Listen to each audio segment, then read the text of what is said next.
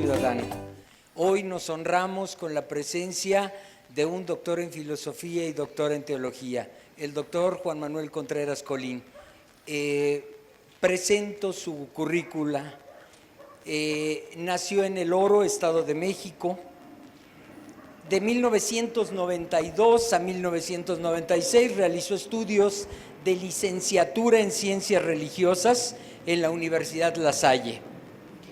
Con su trabajo terminal, La Iglesia de los Pobres en la Eclesiología, de Leonardo Boff. De 1997 a 2001 estudió la licenciatura en Filosofía en la UNAM, Hermenéutica, Filosofía y Exégesis Bíblica.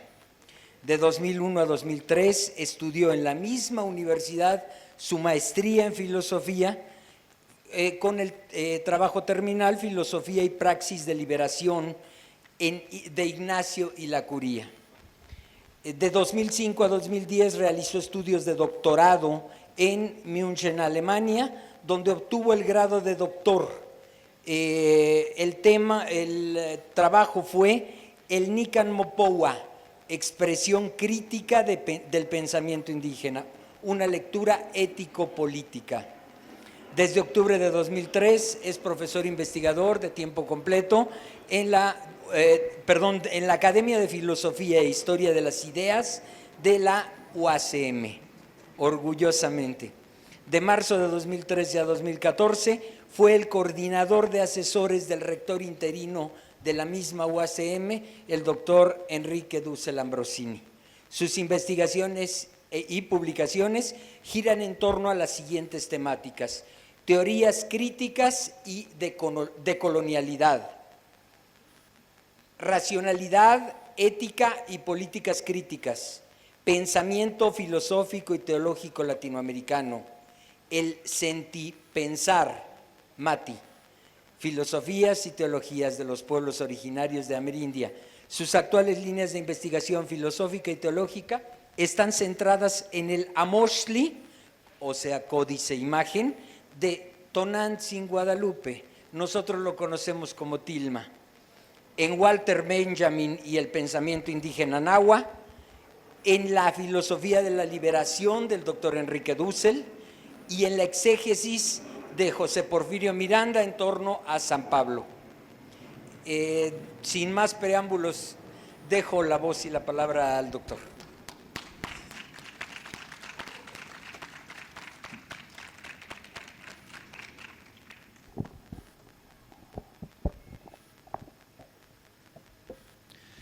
Buenos días a todas y todos.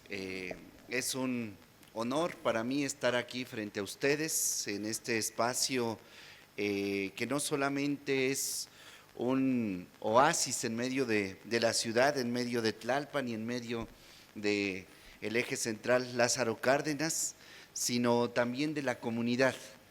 Entonces, yo reconozco el trabajo de este espacio para reunirse. Ya llevan generaciones, al menos yo diría en 10, 11 años, ya lo que ustedes han hecho es formar generaciones. El asunto es dónde están nuestras futuras generaciones, dónde están los que nos van a dar continuidad a este proyecto tan importante que ustedes tienen en las manos. Cuando me hicieron la invitación para estar con ustedes, con mucho gusto acepté, porque me parece a mí que tener un espacio de reflexión en la calle tiene doble mérito. El mérito de hacerlo en la calle y el mérito de hacerlo un espacio teórico. Las universidades, los centros de investigación han despojado, han concentrado el conocimiento en sus aulas, en sus espacios. La filosofía que nació en la calle, piensen ustedes la filosofía griega, porque hay otras tradiciones de pensamiento como la de los Tlamatinime que vamos a mencionar aquí, es una filosofía de la comunidad, es una filosofía de la calle, es una filosofía de la interpelación. ¿Qué es lo que hizo el proceso de desarrollo primero en la Edad Media europea y después en la modernidad eurocentrada fue despojar a los ciudadanos de lo que son políticos, filósofos, dadores de la razón de la realidad cotidiana, y la centralizó en los espacios, nos despojó y la centralizó en los espacios universitarios. Entonces yo hago un reconocimiento a este esfuerzo que están haciendo ustedes cotidianamente, porque no es solamente el trabajo de cada 8 días, sino es el trabajo que se va haciendo cotidiano, de darle tiempo, de darle energía, de dar vida para tener este espacio. Entonces, antes que nada, mi reconocimiento y mi agradecimiento por permitirme tomar la palabra en este espacio que es de ustedes. Segunda cosa que quiero decir, voy yo estratégicamente a solicitarles a ustedes, primero, antes que nada, que prendan su sospechómetro. Algunos ya saben qué es lo del sospechómetro, otros apenas se van a enterar el día de hoy. Ya lo traen prendido ustedes, pero no se ha tomado conciencia de lo que significa traerlo prendido. El sospechómetro no es otra cosa que la actitud crítica ante lo que se me presenta. Yo les voy a pedir a ustedes que sospechen de mí. Hoy es sábado. El día de ayer se suspendieron las clases por el acontecimiento de la Madre Tierra que tuvimos, donde nos recordó que está viva y que nosotros lo olvidamos fácilmente. Bueno, se suspendieron las clases ayer en la universidad. Entonces, no tuvimos clases, digamos, oficialmente. Tuvimos, digamos, un fin de semana largo. Y este profesor que tienen ustedes enfrente, este compañero, este militante, pudiese estar en su casa todavía acostado. Bueno, aunque me levantan muy temprano, saca la basura, me gritan por ahí. Entonces, yo pudiese estar en mi casa, con mi familia, pero elegí estar aquí con ustedes. Cuando me hacen la propuesta,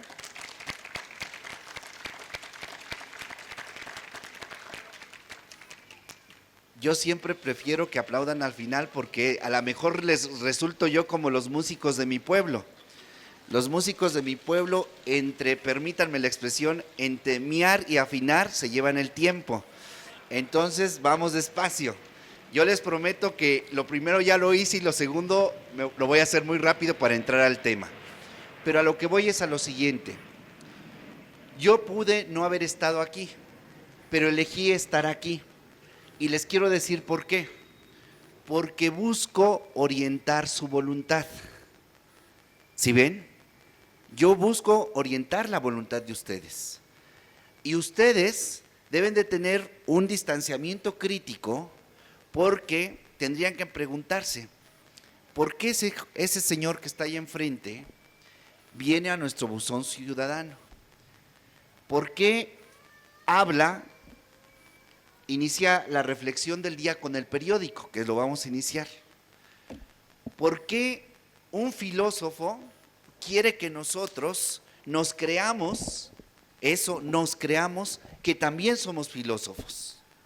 Es decir, que podemos dar razón crítica de la realidad. Entonces, sospechómetro. Sospechen absolutamente de todo. Una actitud crítica, que no quiere decir no creer, ojo con eso, estoy diciendo una cuestión metodológica. Como método vamos a sospechar.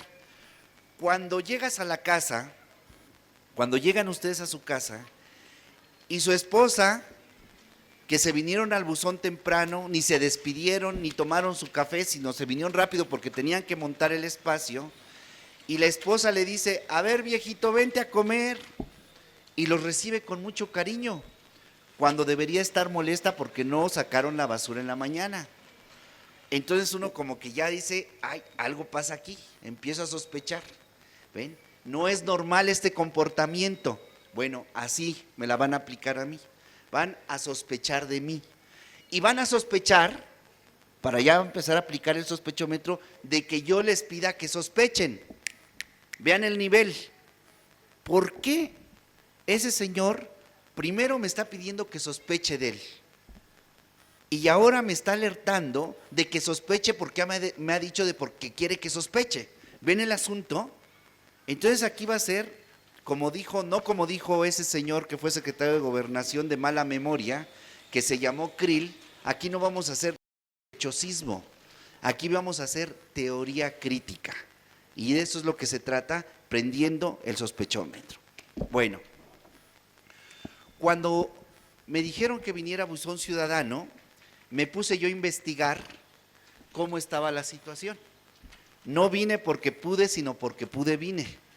Es decir, me puse a ver, vine yo anteriormente, no había estado aquí en el Parque del Cartero, vine, supuse yo que era este el espacio donde iban a ustedes a encontrarse conmigo, o yo con ustedes, y después me metí a ver los videos de los ponentes que han venido aquí con ustedes, que reconozco y felicito el trabajo que se hace de subir los videos para que uno pueda una y otra vez volver sobre los temas que aquí se exponen. O sea, ¿qué les quiero decir con esto? Que vengo preparado. ¿Sí ven? Vengo preparado para exponer mi tema y yo me voy a tomar muy en serio mis interlocutores. Para mí ustedes son mis interlocutores. Ustedes son gente que tiene una formación política y que vienen de acción política. Y esto que estamos haciendo es una acción política. Entonces, y no solamente ustedes son sujetos y actores de la acción política, sino que también han invitado a diferentes ponentes desde una perspectiva crítica a proponerles temas de reflexión. Y como ha sido así, yo he revisado a qué ponentes han tenido ustedes, entonces yo voy a presuponer que ustedes tienen todo ese bagaje y entonces vamos a pasar a un nivel de discusión que, como yo les digo, sospechómetro, no se espanten. A final de cuentas son juegos de lenguaje. En última instancia son juegos de lenguaje. Les pongo un ejemplo. El médico, cuando lo vamos a ver porque nos sentimos mal, porque se nos baja el azúcar, por allá andaba uno allá anda nuestro compañerito con el azúcar o medio temblorín, y vamos con el médico. El médico, ¿qué es lo que hace en primer lugar? Nos recibe en su espacio. Fíjense qué cosa, en su espacio. Y una vez que ya estamos ahí en su espacio, nos hace una especie de diagnóstico. Y después de ese diagnóstico, el médico nos dice: usted tiene una hepatitis pulmonar revuelta un poquito con calambres y un soplo al corazón. ¿Qué hacemos nosotros? Nos espantamos, porque después nos saca una hoja con una letra que no entendemos y con muchos números donde nos dice: mire, sus triglicéridos están dentro del rango de lo normal, pero tirándole a como que están un poquito mal. Nos espantamos, ¿por qué?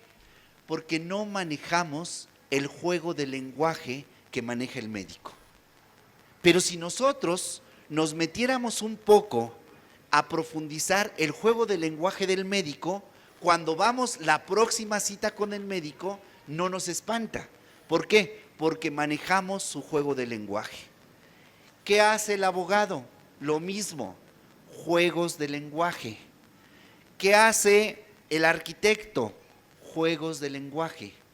¿Qué hace el filósofo? Juegos de lenguaje.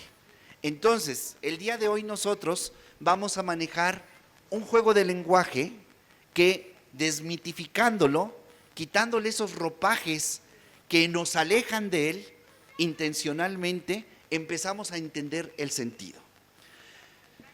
Entonces, vamos a empezar con una definición de filosofía, porque lo que vamos a hacer, como cuando vino aquí el profesor Lutz Kefferstein, él manejó un juego de lenguaje impresionante, les expuso a Kant, ni más ni menos a Kant, en un nivel práctico que todos lo entendimos. Yo voy a osar hacer lo siguiente, como él, analógicamente hablando, pero no a Kant. Yo voy a presuponer a Kant.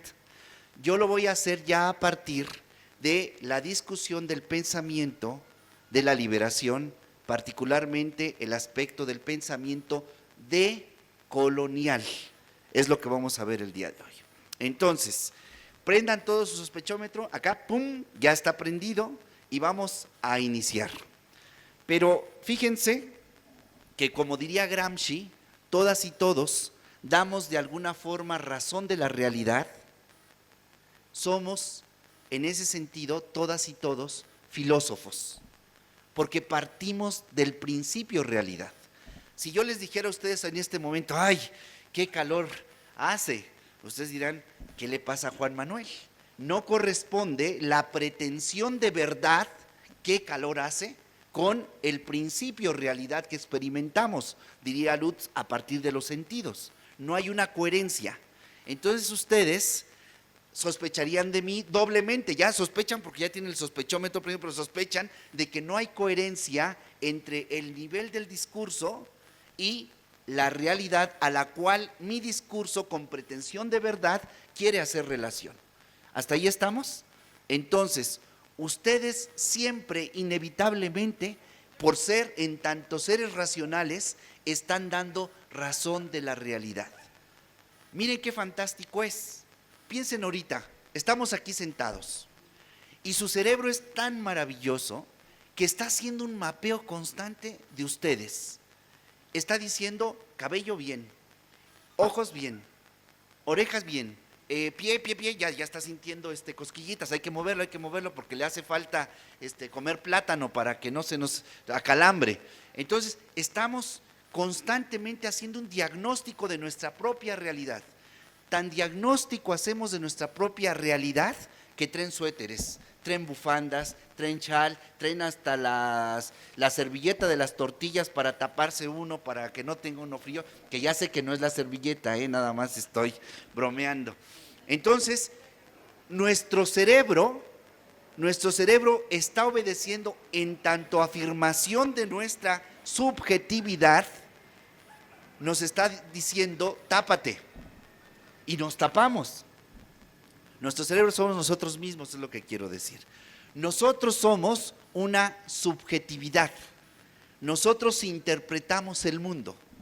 El límite de nuestra subjetividad es la piel. La piel es el límite.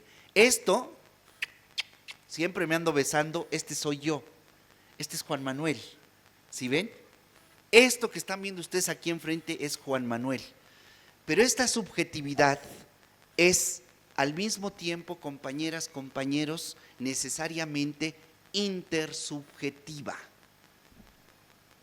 Es decir, no soy, ya se los dijo Lutz, una mónada, algo totalmente desligado de los demás y de lo otro. No, yo soy, en última instancia, como diría la filosofía nahua, yo soy relación. La relación no es un elemento secundario en relación a la afirmación de mi subjetividad. Yo mismo soy relación. Mi definición es relación. Y la política eminentemente es relación. ¿Por qué? Porque es sumar voluntades. Es encontrarme con otra subjetividad que a su vez es intersubjetiva. ¿Qué quiero decir con esto de intersubjetividad? Quiero decir que Juan Manuel Contreras Colín, que está aquí enfrente de ustedes, no es totalmente Juan Manuel Contreras Colín, o mejor dicho, Juan Manuel Contreras Colín es él y todo lo que está detrás de él. Es su mamá, es su papá, es su tío, es su tía, es su primo, es su prima, es mi maestro, mi maestra, mi primo, mis compañeros. Soy toda esa historia que está aquí. Soy todo eso.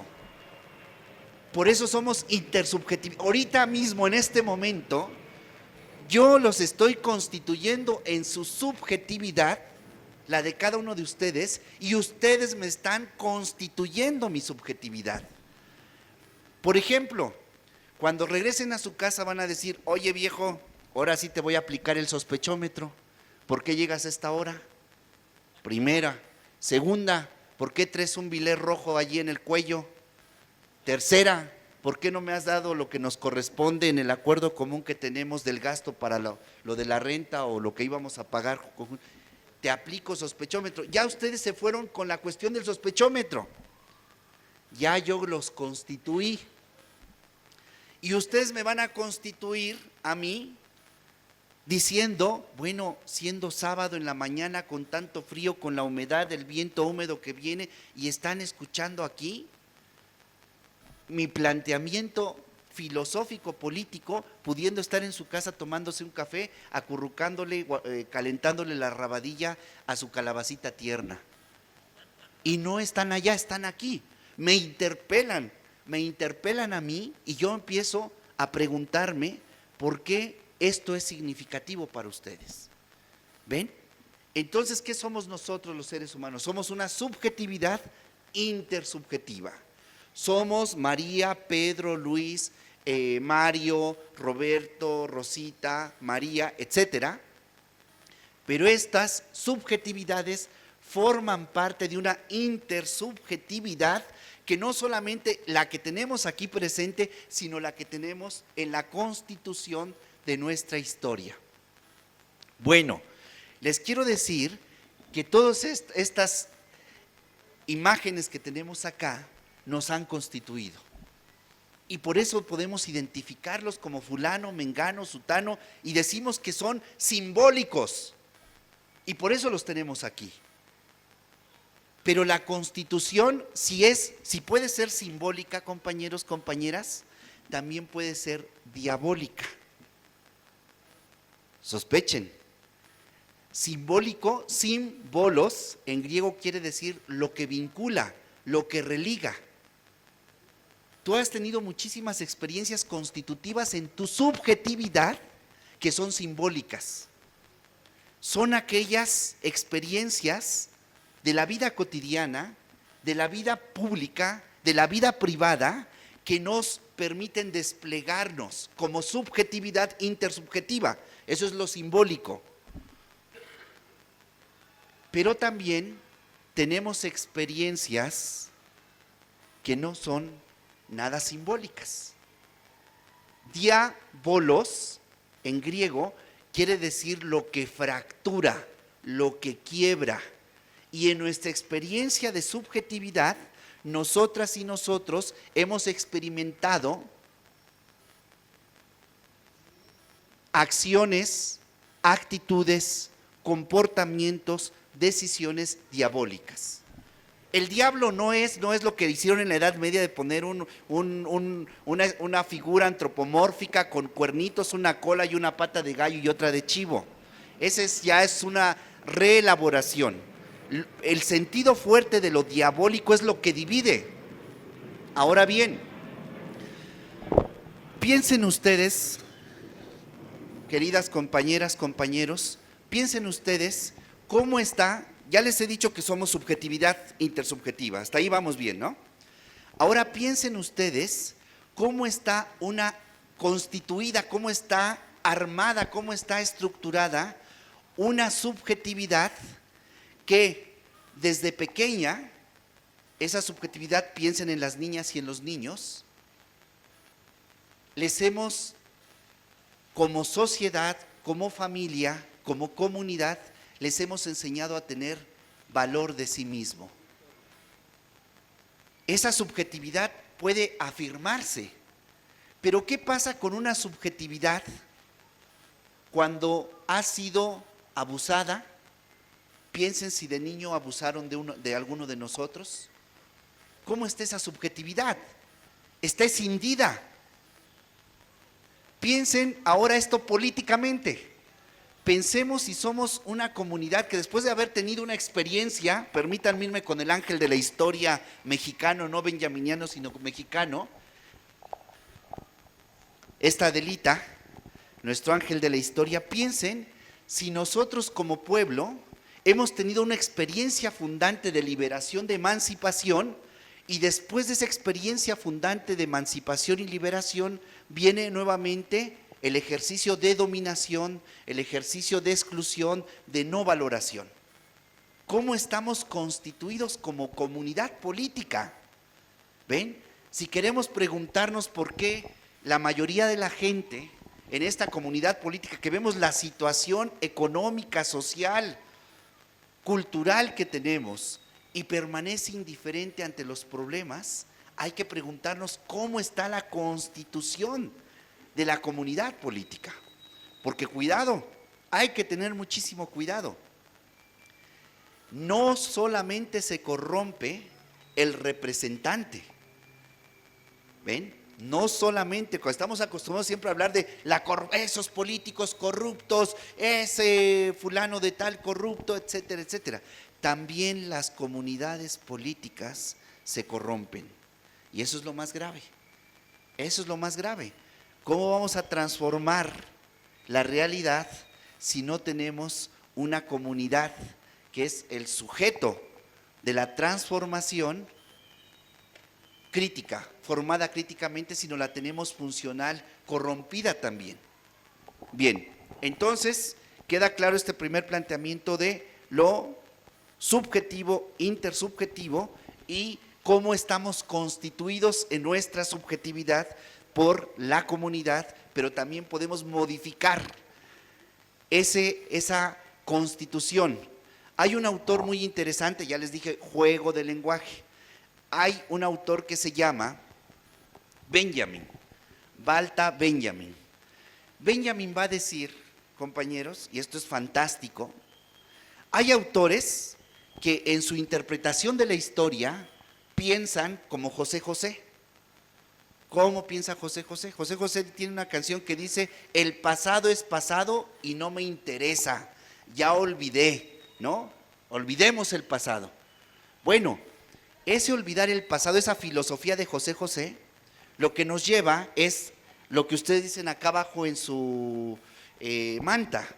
Dice: quien no conoce el pasado comete los mismos errores. Ese es José José. Pero esa es la visión tradicional de la historia. La historia es el pasado, ni modo, ya fue así, y ahora lo que nos queda es que estamos en este presente y fijémonos en el futuro. Hay otro autor que se llama Benjamin y dice: el pasado no es pasado. El pasado es un presente que toca constantemente a tu vida para hacerle justicia. Y miren el planteamiento. Pongamos el caso que Juan Manuel, cuando fue internado, cuando salió de su pueblo porque no había preparatoria y se tuvo que ir a estudiar la prepa a otro lugar, lo internaron. Y en el internado, el maestro se pasaba de listo con el chamaquito, 13 años. No, 11, la secundaria, la prepa, no, sí, ya 14 para entrar a los 15. Se pasaba de listo con el chamaquito. Entonces abusó de él. La subjetividad de Juan Manuel está escindida. Hubo un abuso. Cuando Juan Manuel se encuentra con alguien que le remite, ojo, el pasado no es pasado, estamos en ese tema. Cuando Juan Manuel se encuentra con algo que le remite esa experiencia, entra en pánico, empieza a sudar. ¿Por qué? Porque esa experiencia traumática, diabólica, de escindir la subjetividad de Juan Manuel, no se quedó cuando tenía 15 años. Lo acompaña hasta ahora que tiene obstetre. ¿Bien? Hasta ahora lo acompaña. ¿Por qué? Porque está constituido en su subjetividad. Si yo le hago caso a José José y sus filósofos que están detrás, pues ya quedó en el pasado, ni modo, ya te tocaba, Juan Manuel, pues ni modo, ¿para qué te saliste de tu casa y te fuiste a estudiar a ese internado donde había un abusador? Ni modo ya. Benjamin diría: no, le podemos hacer justicia a ese pasado. Podemos reconstituir la subjetividad de Juan Manuel. ¿Ven? El tema es ¿cómo le hacemos? Esa es la pregunta. ¿Cómo le hacemos? Pongamos el caso. Esto se los puse a nivel personal, ahora lo vamos a poner a nivel político. Una experiencia traumática de este país. Así como tuvimos experiencias simbólicas, la independencia, la revolución que vamos a celebrar, miren, están ustedes organizándose, tan simbólico es ese acontecimiento que hasta nos dicen: tenemos que organizarnos para tener listo eso. Tenemos que tener una atmósfera propicia. pero no solamente la atmósfera, tenemos que tener la conciencia. Y eso nos mueve a la organización.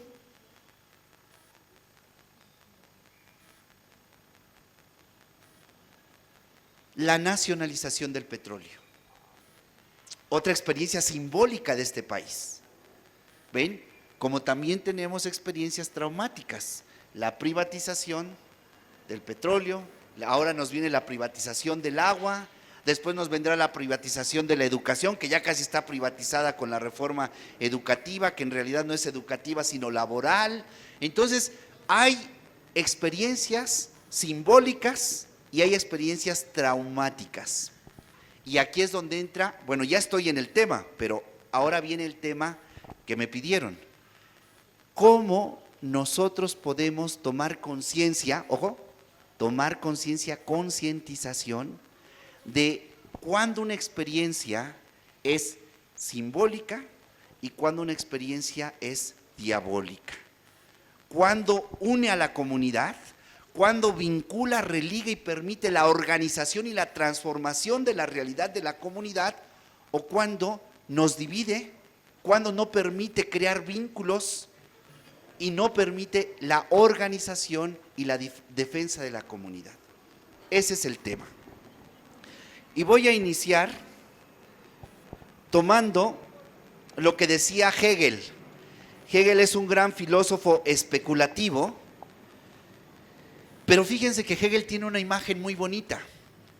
Hegel era también editor de un periódico y él decía que la oración del hombre realista, fíjense qué tema, estamos en el siglo de todavía donde hay una relación, los filósofos son también teólogos, esto es muy importante. Entonces por eso dice Hegel, la oración del hombre realista es el periódico.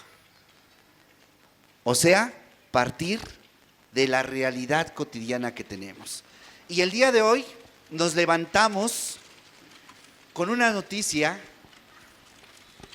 no sé si calificarla de fantástica o calificarla de escandalosa completamente, porque nos lleva a entender cómo un movimiento que nace con una fuerza de transformación de la realidad y con una dirección de beneficio de la comunidad, se transforma en un espacio no solamente de corrupto, sino de manipulación y engaño por su propia no naturaleza corrupta, porque no fue así en su origen, sino cómo se puede venir degradando un movimiento hasta devenir en corrupción.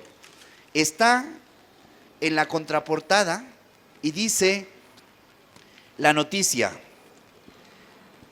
ya está rebasado el tema de derecha o izquierda, señala Barrales.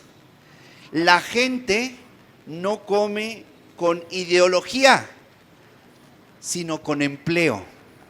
La Ciudad de México, y aquí viene la contradicción performativa. ¿Qué quiere decir contradicción performativa? Que cuando yo afirmo algo, eso mismo es una contradicción. Pongo un ejemplo. Todo es relativo. Sostengo yo, soy un relativista. Y les digo a ustedes, todo es relativo. A ver, Juan Manuel, espérate.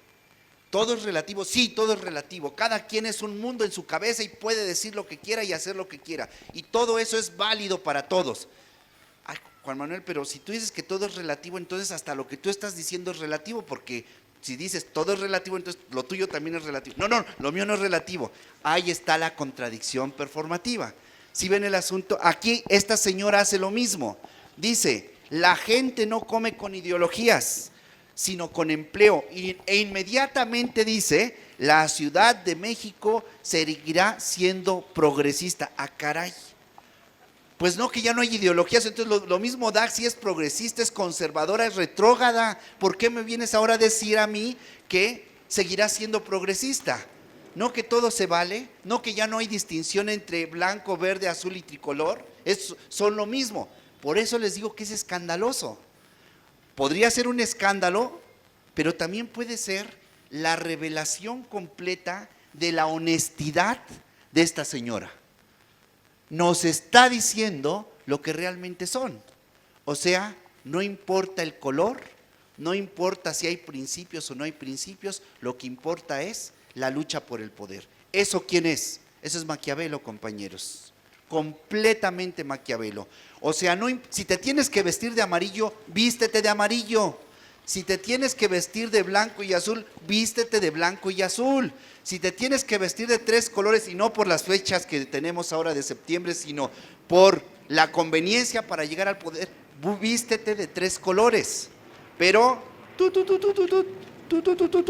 sospechómetro. También en Morena tenemos que tener mucho cuidado, porque no vaya a ser que esto que está diciendo esta señora esté ocurriendo o estemos en posibilidad o estén, porque ustedes dicen, nosotros queremos transformar ni más ni menos el país. Es lo que ustedes quieren hacer como Morena. ¿Ven? Pero para transformarlo, dicen ustedes, hay principios. Aquí se está diciendo, no hay principios. Somos iguales. Barrales hizo hoy la declaración más transparente, no sé si por inteligente o por cínica. Bueno, ya me acaba de decir acá mi sospechómetra número 1, dice por cínica. ¿Ven? Entonces, ya se quitaron ahora sí las máscaras, ya nos dijeron usamos máscaras, porque no hay distinción, no hay ideología, es lo que están diciendo. Ahora, la cuestión ideológica no hay que verla solamente en el sentido marxista, es decir, como distorsión de la realidad. No solo, tenemos que verla también como Gramsci, otro gran teórico, que dice la ideología es todo aquel conjunto de ideas que fundamentan y justifican una determinada práctica. Y que esta señora nos venga a decir ahora que las ideologías no son importantes, entonces, si no son importantes, lo fundamental es llegar al poder, y ya estando en el poder, entonces, como no son importantes las ideologías, no me pongan principios. Y como no me ponen principios, entonces yo pongo unas banquetitas, y las banquetas valen 5,000, no importa que les ponga 2 millones. ¿Por qué? Porque no hay principios. Lo fundamental es que yo llegue al poder y haga un ejercicio del poder. ¿En función de quién? Como no hay ideología, no es en función del pueblo, es en función de mí y mi grupo, mi tribu, mi familia. No hay principios. Entonces, tomemos un poquito esta entrevista que le hacen a la señora Barrales y dice lo siguiente: lo que hoy pasa en el mundo, vean el argumento, lo que hoy pasa en el mundo, porque en el mundo son corruptos, entonces nosotros también vamos a ser corruptos. Vean, lo que hoy pasa en el mundo, no solo en el país, deja claro que el tema de derecha e izquierdas está rebasado. Por eso quieren su gobierno de coalición. ¿Por qué? Porque nos están diciendo lo mismo da blanco, da verde, da azul, da moradito, no importa, somos iguales. El tema que está diciendo el movimiento partido que ustedes encabezan dice, no somos iguales, no somos corruptos, buscamos el beneficio del pueblo, buscamos que la vida de la comunidad política se despliegue, se desarrolle con educación, con vivienda, con salud, con derechos, porque ya lo decíamos hace ratito, un derecho no defendido es un derecho perdido. Repito, un derecho no defendido es un derecho perdido. Entonces, ¿qué acaba de decir la señora Barrales? Nos acaba de decir, y me van a disculpar, pero me voy a mover porque necesito hacer show. Dice Barrales lo siguiente: no importa si estás en este lugar, no importa si estás en este lugar, no importa si estás en este lugar, da lo mismo. Nosotros decimos en el pensamiento crítico, ya estoy en pensamiento decolonial, el lugar es fundamental. El lugar le vamos a llamar, como ustedes son unos universitarios callejeros, son unos Sócrates, son unos Nezahualcóyotl, como son ustedes, yo los voy a tomar muy en serio y les voy a decir, Estos lugares les vamos a llamar, rimbombantemente, les vamos a llamar locus enunciationis. Es decir, locus es un lugar, enunciationis es la enunciación, desde donde yo lo digo. Los políticos que detentan la hegemonía nos están diciendo que no importa el lugar. Nosotros decimos, sí importa el lugar. El lugar es fundamental. No es lo mismo ver el trabajo desde el lugar del obrero que desde el lugar del patrón o del coordinador. No es lo mismo. Las compañeras me dirán si tengo o no tengo razón. No es lo mismo ver la relación de pareja como hombre que verla como mujer. No es lo mismo. Yo vengo de una región indígena, soy indígena por parte de mi papá. No es lo mismo ver la situación o vivir el espacio urbano como indígena que llega a la ciudad que verlo como un ciudadano de la Colonia Rivera o de aquí. ¿Ven? No es lo mismo. El lugar de enunciación ya va a condicionar no solamente cómo vemos la realidad, sino cómo la asumimos. El locus enunciationis es fundamental.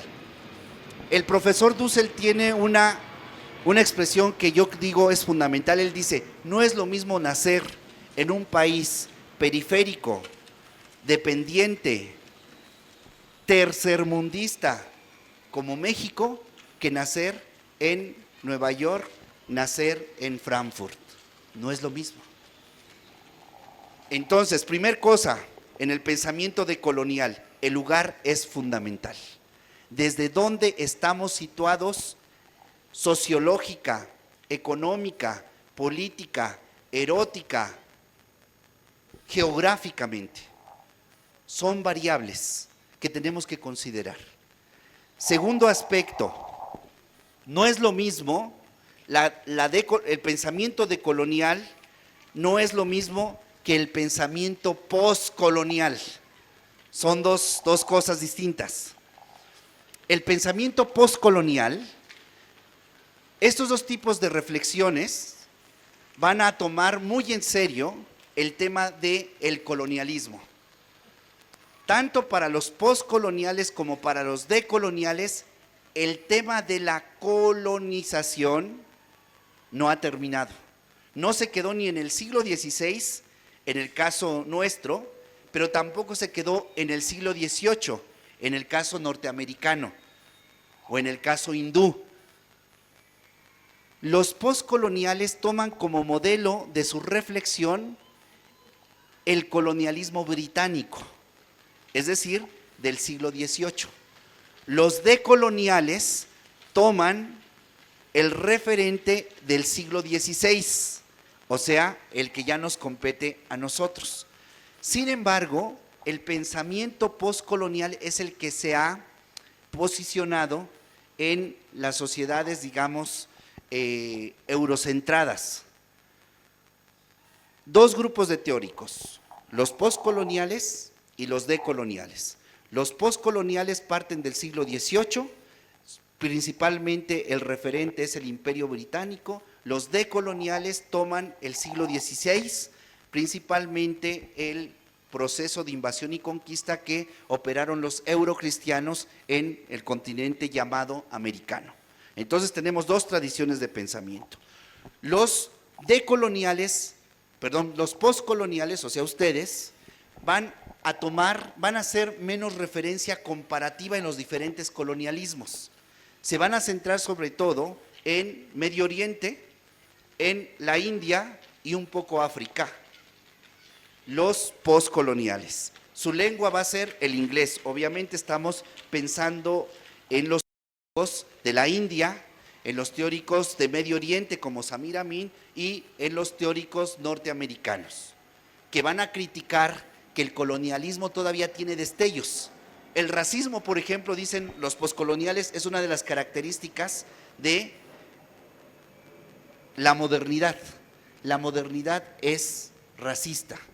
Los decoloniales van a decir, no solamente es racista. La modernidad, esto que estamos viviendo el día de hoy, hasta el día de hoy se dice, hay que modernizar el país. Es el lema, por ejemplo, de muchos de los programas del gobierno. Dice, vamos a modernizar el país. Ya hicimos carreteras, entonces ya estamos logrando la modernización del país. Mientras más modernos somos, menos tercermundistas somos. Es decir, nos aproximamos a ese modelo de modernidad que tienen los países eurocentrados. Entonces los decoloniales van a decir, la colonialidad no solamente implica una relación racista, sino también implica otras 3 relaciones, y son 4 en su conjunto. Son las siguientes: la modernidad, el capitalismo. Vean el tema, allá no se menciona el capitalismo. ¿Por qué no se menciona el capitalismo con el grupo de los poscoloniales? ¿Por qué creen? Dijimos que los poscoloniales se da sobre todo en los países europeos y Norteamérica. El pensamiento decolonial o descolonial se da sobre todo en Latinoamérica y ahora ya, con los diálogos que se tienen, África y Asia. ¿Por qué para ellos el tema de la modernidad no es un problema colonial?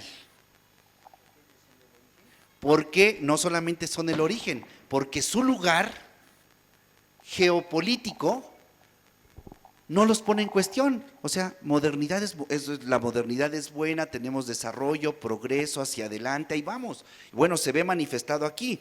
Nuestros negros, por ejemplo, pues tienen los carros, disfrutan de todos los beneficios del sistema, pero todavía hay actitudes racistas. Pero el sistema económico no es puesto en cuestión. Mientras que acá sí, la modernidad con la modernidad también nace el capitalismo. El capitalismo es parte de un proceso que lleva modernidad, capitalismo, colonialidad, y aquí viene otro tema: eurocentrismo. Estas 4 características, dice el profesor Enrique Dussel, son simultáneas, tienen un origen simultáneo. Modernidad, capitalismo, colonialidad y ¿cuál? Eurocentrismo.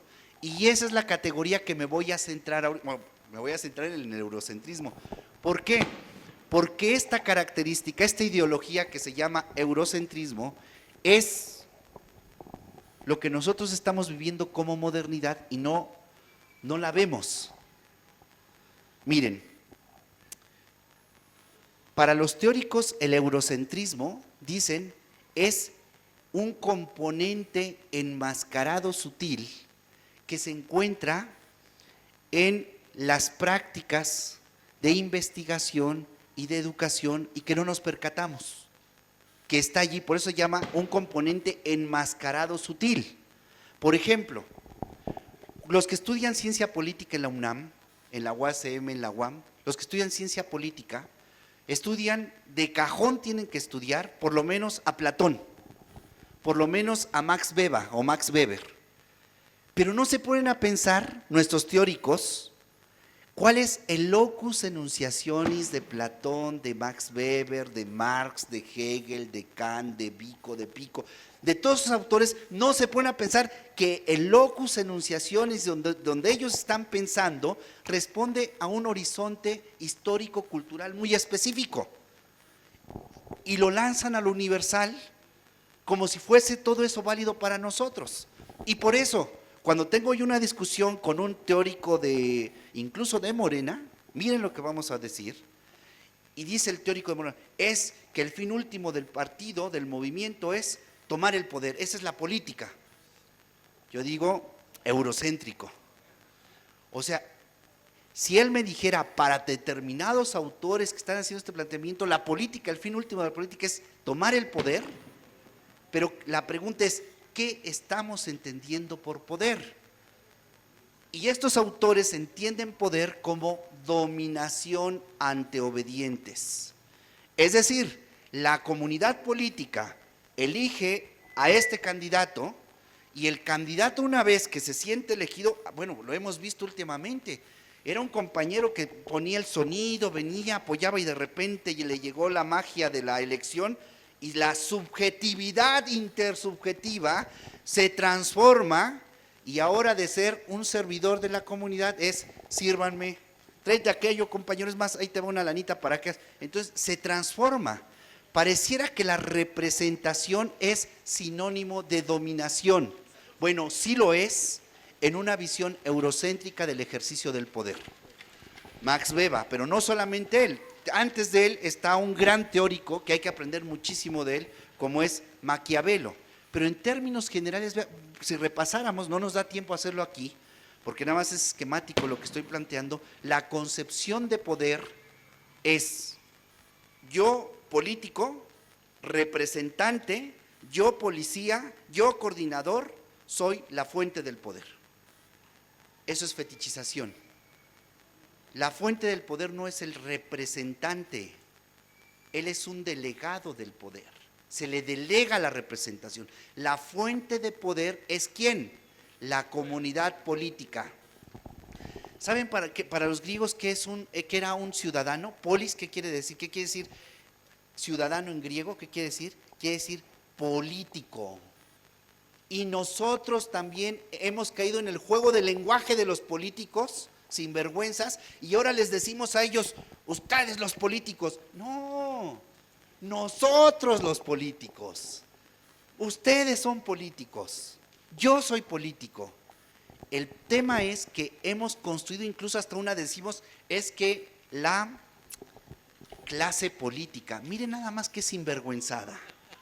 Nosotros mismos nos quitamos nuestra fuerza como comunidad política, les sacamos nuestro dinerito, lo más preciado que tenemos, a ver qué cuánto traigo aquí, y le decimos, tenga político, usted es el político. O sea, esta esencia que soy yo, bueno, supongamos, nada más estoy haciendo una analogía, no es el dinero, sino estoy diciendo lo más, se lo llevo y le digo, tú político corrupto, ¿y tú qué eres? Yo soy sociedad civil nada más, yo soy pueblo. No, definición de sociedad civil y de pueblo es política.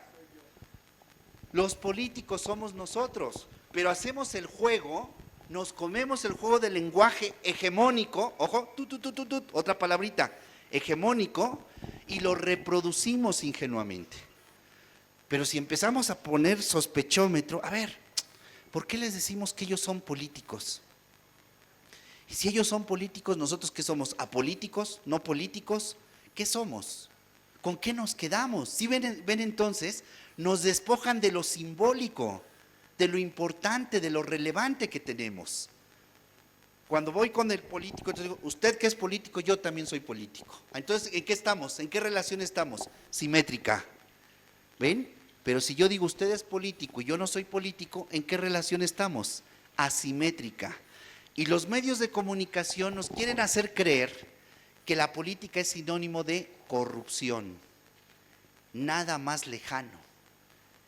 De un tipo de práctica, de un sector de políticos que hacen ese ejercicio de práctica política sin principios. Pero hay otra práctica política que tiene principios, que es solidaria, que es corresponsable, que se preocupa por la comunidad política. Eso también es política y no es sinónimo de corrupción. Entonces, nos centramos en el tema del eurocentrismo. Les decía yo, regreso, les decía yo que el eurocentrismo es una ideología en el sentido marxista, no gramsciano. Ya están sabiendo ustedes son filósofos, ya saben. No digan, no sé, estamos aprendiendo y ya les expuse qué es la ideología en Gramsci y la ideología en Marx. Ahora, el eurocentrismo, desde la concepción de la ideología en Marx, es encubridora de la realidad. Es un discurso que encubre la realidad. Pero un autor dice que es un componente sutil, o sea que está oculto dentro de los discursos, pero ya nos está planteando que hay un paradigma de sociedad, hay un paradigma de política, hay un paradigma de relación entre los seres humanos que es el paradigma. Y ese modelo es el modelo norteuropeo. Y todos los países y todas las personas, todas las sociedades que quieran acceder a este modelo, porque es más racional, más justo, más libre y más democrático, lo que tenemos que hacer es copiar de la mejor forma posible ese modelo norteuropeo. Vean el tema. ¿Y qué pasa si yo no soy norteuropeo? ¿Qué tengo que hacer para llegar a este modelo económico, político, cultural, ideológico, incluso erótico, antropológico? ¿Qué es lo que tengo que hacer? Imitarlo. ¿Y quiénes son los centros encargados de enseñarnos cómo funciona ese modelo? No solamente los medios, la escuela, la universidad, que no es crítica, reproduce el modelo eurocéntrico. La escuela, que no es crítica, nos educa en ese modelo. Paulo Freire decía que la escuela lo que hace es un efecto espejo. Si no tenemos una educación crítica, lo que reproduce la escuela son los modos de la vida cotidiana, de aprender, por ejemplo, por medio de la violencia, por medio de la repetición. Ahora con este modelo que está, según el gobierno, implementando, pues dicen, ahora les enseñamos a pensar, sí, a reproducir lo mismo. O sea, pensar quiere decir reproducir lo mismo. Y entonces nosotros empezamos a reproducir la política europea. Empezamos a reproducir la economía europea. Empezamos a reproducir la cultura europea, la religión europea, etcétera, etcétera, etcétera. Somos una sucursal, diría el profesor Enrique Dussel. Somos sucursaleros, somos repetidores. ¿Y qué pasa con nuestra propia tradición cultural, política, ideológica, religiosa, etcétera, etcétera? ¿Qué pasa con eso? Lo negamos, lo olvidamos, lo tapamos. ¿Por qué? Porque no es. Los decoloniales van a decir, el eurocentrismo es fundamental. Necesitamos estudiar en qué consiste el eurocentrismo para evitar reproducir lo mismo. Miren qué cosa. Yo sostengo que el eurocentrismo no es un componente enmascarado sutil de los conocimientos y de las prácticas pedagógicas y políticas. No es un componente enmascarado sutil, no es que esté ahí escondidito y nos va manipulando y va haciendo. Es más grave el asunto, compañeros. No es un virus, es la atmósfera en la que ya estamos adentro. Ya estamos trastocados. Oye, Juan Manuel, entonces tú nos estás proponiendo que quitemos todo lo que tenga que ser europeo y volvamos a los penachos, los taparrabos, y en lugar de hacer poner el altavoz, te traigamos un caracol y con el caracol nos hablas. No estoy proponiendo eso, porque no dije, sospechómetro, no dije lo europeo, sino dije lo eurocéntrico, que no es lo mismo. Lo eurocéntrico es una ideología, es una manipulación que quiere proponernos un determinado sistema de desarrollo, un determinado sistema cultural, unas determinadas relaciones eróticas, hombre-mujer, hombre-hombre, mujer-mujer, unas determinadas relaciones económicas, aumento de la tasa de ganancia como lo fundamental y no la reproducción de la vida de las personas en comunidad y en relación con la naturaleza. Unas determinadas relaciones educativas de repetir la realidad dada como sistema desde que somos niños. ¿Qué es lo que tenemos que hacer? ¿Cuál es la propuesta del pensamiento decolonial? Tomar los contenidos crítico-emancipadores que todo movimiento y toda cultura tienen, también la europea. Hay tradiciones de lucha europea que son anti-eurocéntricas, ¿sí ven? que hacen un respeto y reconocimiento a los componentes emancipadores que encontramos en cada tradición cultural. Y si eso lo aplicamos en política, que es lo que nos interesa, tenemos que cambiar entonces el chip de lo que significa participación y de lo que significa representación, que es así como la base de la política. Primero, decir que todos somos políticos, somos una comunidad política. La política no es exclusiva de los partidos políticos, es la misma condición de posibilidad de toda acción política, es decir, la comunidad política. Primer cosa.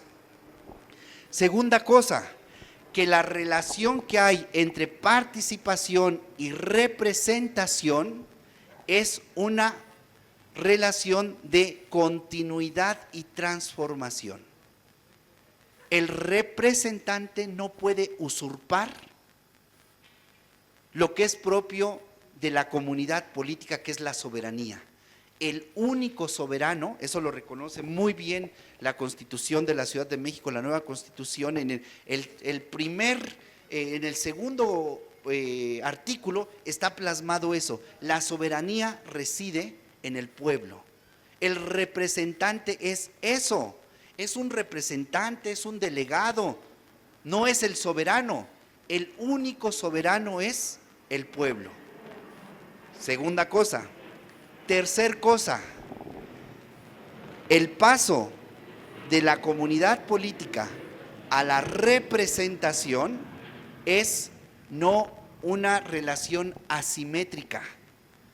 Es decir, no está arriba el representante y abajo está el pueblo. Es al revés. La comunidad política es el soberano y el representante es el servidor. Yo manejo dos categorías. Hay en toda organización política la posibilidad de que el representante se torne despotés, en griego, el déspota, o se convierta en el diáconos, el servidor. Despotés y diáconos. Dos maneras de entender el principio de la representación en la política. Y como pueden ver ustedes, que se oponen completamente. Acá la señora Barrales nos acaba de decir que no importa si es lo que sea, obviamente va a ser un despotés. Ya al decirnos ella cómo fundamenta y justifica argumentativamente, ustedes son comunidad política crítica, tendríamos que preguntarle a la señora Barrales, ¿cómo fundamenta y justifica usted argumentativamente que no hay ideología en política? ¿Cómo lo va a fundamentar la señora? ¿Cómo lo va a sostener si ya el lugar histórico, material, concreto, condiciona nuestra interpretación de la realidad? Y como diría muy bien otro gran teórico de la política práctica, Pedro Casaldáliga, siempre hacemos acción política. Se las voy a poner en hermenéutica. No podemos no interpretar. No podemos no interpretar. Todo el tiempo estamos interpretando. Hasta decir no interpreto, ya estás interpretando. Analógicamente hablando, de manera semejante ocurre eso en política. No podemos dejar de hacer acción política. Hasta el que dice no voy a hacer política, ya está tomando una opción política. ¿Por qué? Porque siempre hay política a favor de unos y política a favor de otros. La política está en todo, aunque no todo sea la política. Repito, la política está en todo, aunque no todo sea política. Miren, ya les voy a aplicar el sospechómetro a los del buzón ciudadano, a nuestros compañeros. El hecho de organizar las sillas así, hay una concepción de que el que está acá es el que sabe y acá vamos a escucharlo. ¿Ven? Que sí hacemos otra dinámica porque estamos operando. La manera en cómo organizamos el mundo obedece a procesos de pensamiento, a esquemas de concepción de la realidad. Nada más faltaba que dijeran acá las mujeres y acá los hombres. Si ven, o sea, estoy echándoles tantito chilito, pero lo que quiero decir es que se capte el tema, que todo es intencionado, obedece a un horizonte de comprensión. Es lo que tenemos.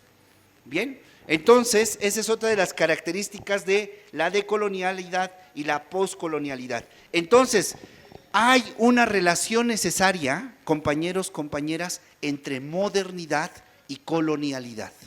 No es lo mismo colonialismo, siglo XVI, tenemos la experiencia de la colonia, ¿no? Hasta dicen ustedes, voy a Tlalpan porque tiene un estilo colonial. Ay, Coyoacán es muy bonito porque tiene sus calles coloniales, ¿no? O sea, ya está allí, miren, preciosas dicen acá.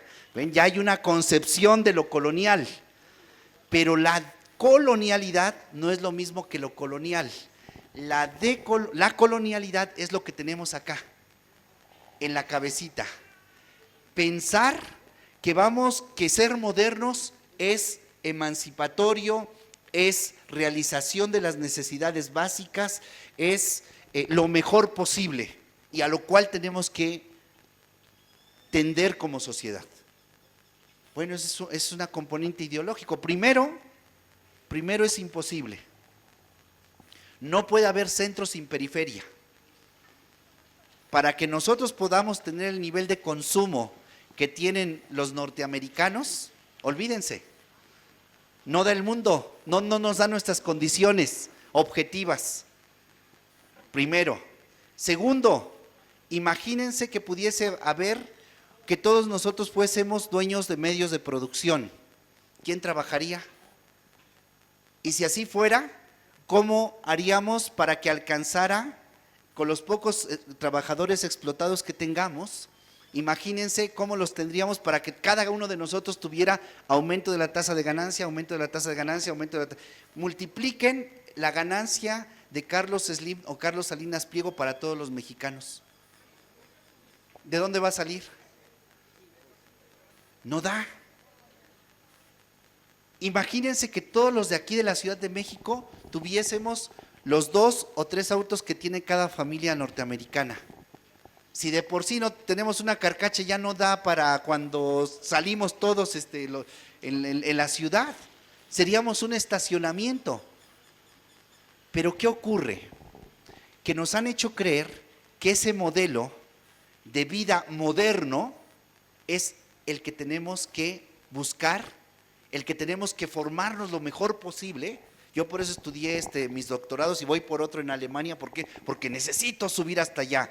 ¿Sí ven? Imagínense si todos subiéramos como nos lo quieren presentar. No del mundo. O sea, es un planteamiento ideológico. No puede ser para todos ese sistema que nos están ofreciendo como el sistema libre, democrático, responsable. El nivel de consumo que propone la lógica de reproducción capitalista es imposible de mantener, es imposible de sostener. Nada más véanlo, vean nuestro país. Hasta los 60, todavía no, los 50, de Miguel Ángel de Quevedo para allá, ¿qué había? Sembradíos, Santa Úrsula, ¿qué eran? ¿Qué era Santos? ¿Qué era Copilco? Eran barrancos y todavía hasta había pescaditos, renacuajos y víboras, cuentan los abuelitos. ¿Ahora qué hay? Vamos, calles, cemento y vamos avanzando. O sea, el nivel, avanzando digo en el sentido de ocupando, mejor dicho, ocupando el espacio de la naturaleza. Eso, humanamente, materialmente, es imposible satisfacerlo para todas las gentes. Pero ideológicamente funcionamos así. Relación necesaria entre modernidad con colonialidad. Modernidad, colonialidad. ¿Qué es lo que tenemos que hacer? Es la pregunta. Bueno, transformar ese modelo. Tenemos que orientar, si queremos que la vida humana en este planeta permanezca lo más posible se despliegue lo más posible de una manera digna, tenemos que cambiar el modelo de desarrollo, el modelo de educación que reproduce el modelo de desarrollo. Tenemos que cambiar la manera en cómo nos organizamos como comunidad política. Pero ¿cómo lo vamos a hacer cuando la bola de estos profesionales de la política están europeizados, eurocentrados y peor aún, en un relativismo político? O sea, lo mismo da si construimos aquí un edificio de 20 pisos que si dejamos esa casita. Lo mismo, no da lo mismo. Simple y sencillamente no da lo mismo. Primero, porque aquí es una zona con mucha vulnerabilidad sísmica. Si nos vamos a los estudios de nuestros queridos nahuas, que lo único firme que tenemos de aquel lado es la calzada. Lo único firme. Y si no, hasta allá, hasta lo que era Huitzilopochtli. ¿Ven? Y entonces empezamos a ver, entonces tenemos que tener mucha responsabilidad con el entorno. Pero no solamente por la cuestión sísmica. ¿Y qué? Y toda la demás gente, ¿cómo vamos a quedar con el uso del agua? El drenaje. Levantamos un superedificio aquí, ¿qué va a pasar con el lenguaje? Con el drenaje. ¿Ve? Y el drenaje profundo, si no se le da mantenimiento, y tenemos los problemas que hasta las coladeras se botaban ahora. ¿Ven? Entonces, es que lo mismo da, no da lo mismo. Hay un criterio, y el criterio fundamental en una política ética es la vida. Y la vida humana de la comunidad. Ese es el criterio fundamental. Es lo que tenemos que preguntarnos cuando viene una propuesta de gobierno. Vamos a remozar el jardín. ¿Qué le vamos a poner? Lo vamos a remozar. Hay que quitar todos esos árboles, hay que poner un piso para que se pueda desplazar más rápido los carritos de los niños. Hay que ver, bueno, ¿y cuánto se va a invertir eso? 20 millones. Oh, ¿20 millones? ¿Cómo 20 millones en eso? No, si es que los costos ya son muy altos. Bueno, esa decisión que se va a tomar, ¿nos va a afectar a nosotros como comunidad? Sí nos va a afectar. El principio ético dice, yo debo tomar en cuenta al afectado de manera simétrica. Para que esa práctica de política sea ética, debe consultarse a los que van a ser afectados. Pero ¿cómo se van a consultar? El gobernador acá arriba y el pueblo allá abajo. Nómbreme una comisión porque yo nada más hablo con 2. Debe ser simétrica, es decir, en igualdad de condiciones. Nos tienen que entregar el programa maestro, nos tienen que entregar los costos, nos tienen que entregar cuáles son las empresas a las que se les va a dar la obra, nos tienen que ver el impacto ambiental, nos tienen que dar el impacto con los vecinos, etcétera. Una vez que tengamos toda esa información, estamos en condiciones de dialogar. Si no se hace eso, no es una práctica política ética, porque no se está tomando en cuenta al afectado de manera simétrica. Detrás de eso, en última instancia, está la vida de la comunidad. Por eso queremos participar en política, exigimos participar en política. El discurso postcolonial dice, esa es tarea de los políticos. Por eso los elegimos, para que el político tome decisiones. Acá decimos, no, el político está para obedecer a la comunidad política y actuar en beneficio de la comunidad política. No hay una decisión donde el presidente, el parlamento, la Cámara de Diputados toman decisiones independientes de la comunidad. Eso se llama corrupción de la política, eso se llama fetichización de la política. Necesitamos pues una visión de la política que no sea moderna, que tome sí los aspectos críticos de la praxis política moderna, pero que también recupere las formas de organización, las formas de concepción de la comunidad. Porque ese es el soberano, ahí está la potencia de la política. Acá está el poder de la política, pero acá está la potencia de la política. No hay potestas, no hay ejercicio de la política ético si no hay referencia a la comunidad política, pero una referencia efectiva. porque lo primero es la vida de la comunidad política, lo segundo es el tomar en cuenta a la comunidad política y lo tercero es construir las condiciones de posibilidad para que la vida de la comunidad política se despliegue. El pensamiento decolonial, entonces, toma como nodo la política. El locus enunciationis, desde donde se hace, es fundamental, pero si toma en cuenta el locus enunciationis, hay diferentes locus enunciationis en la comunidad política. No es lo mismo ser adulto, no es lo mismo de ser adulto en relación a los niños, a los jóvenes, no es lo mismo ser adultos, hombres, que adultos mayores, mujeres. No es lo mismo, ya entró otra variable. Y no es lo mismo ser adulto, mujer, indígena, que adulto, mujer, mestizo. Todas estas variables se hace más compleja la política. Y entonces tenemos que hacer praxis, no homogéneas de política, sino praxis diversas de acción política. Y bueno, ese es el desafío que tenemos. Es el desafío que tenemos. Ahora, Morena está en posibilidades muy, muy altas, altísimas diríamos, de hacer una práctica política distinta. Va a arrasar en la Ciudad de México seguramente. ¿Qué es lo que tenemos que exigirles a nuestros representantes ahora? Bueno, primero, que se formen críticamente en política, porque si tienen esta cabecita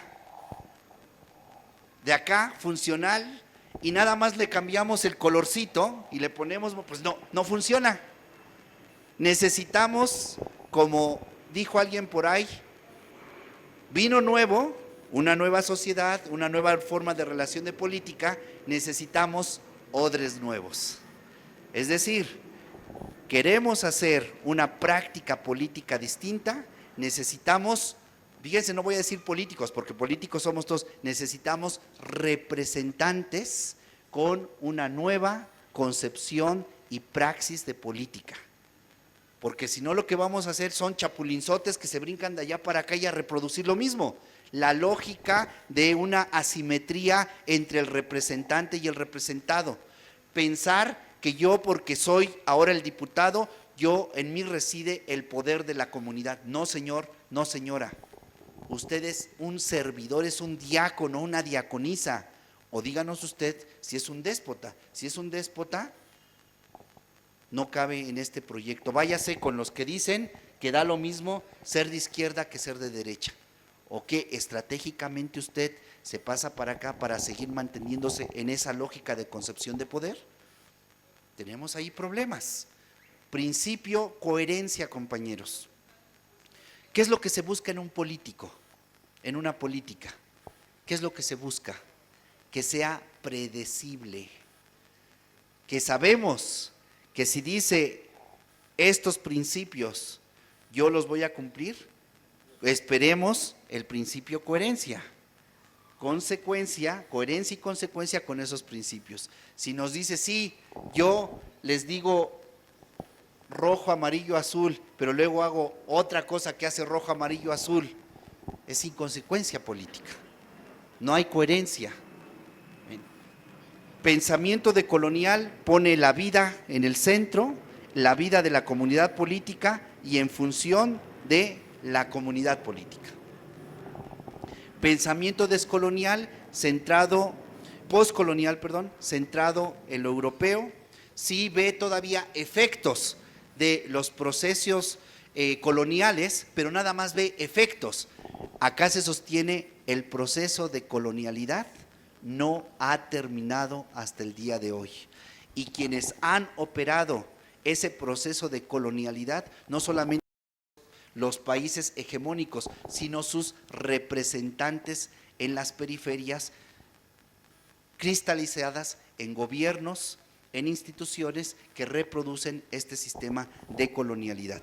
Yo he trabajado mucho el tema de la colonia en México y les quiero decir que los miles de toneladas de oro y plata que salieron en el siglo XVI han sido tres veces multiplicadas con el proceso de explotación a cielo abierto que hacen las mineras canadienses en este país, en nuestras propias narices, y no decimos nada.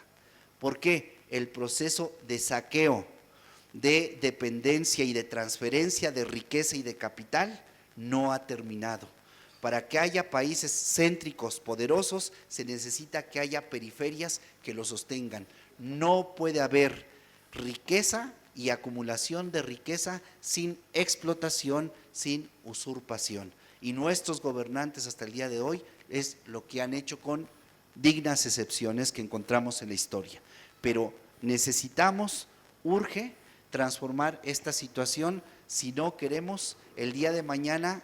Ya de por sí les decía, la educación está privatizada, el petróleo está privatizado, lo que nos van sobre el agua y van sobre nuestras personas, compañeros.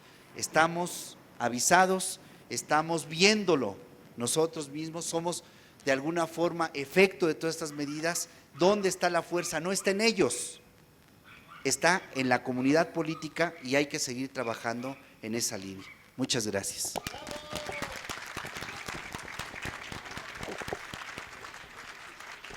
Hola, buenas tardes.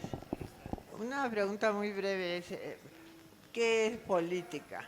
¿Política es el arte de llegar a un acuerdo o tiene otras facetas? Esa es mi pregunta.